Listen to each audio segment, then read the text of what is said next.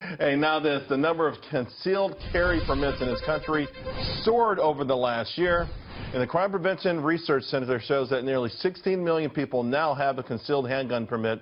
Joining us now is a national Second Amendment advocate, Jan Morgan. Jan, why is this such great news?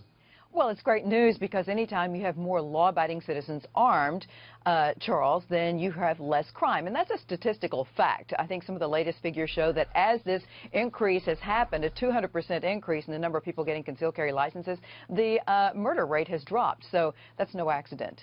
Now, people who are opposed to this say, hey, we don't want a bunch of people with concealed firearms running around. Hey, what are they getting wrong? What don't they understand about the process and the kind of folks who go through it?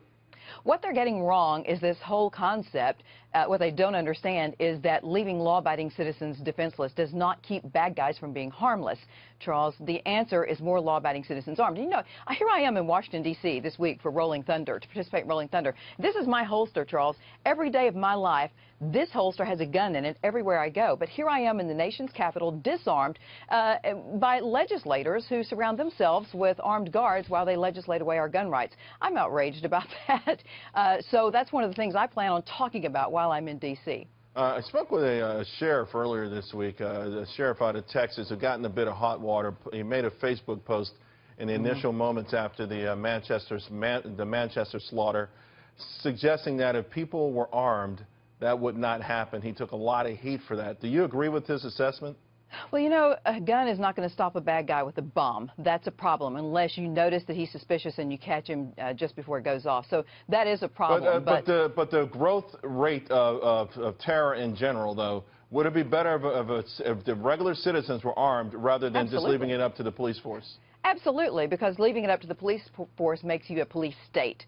And, of course, I've trained people from the U.K., Charles. We actually have had 3 or 4 different couples from the U.K. come to my gun range in Arkansas for firearms training.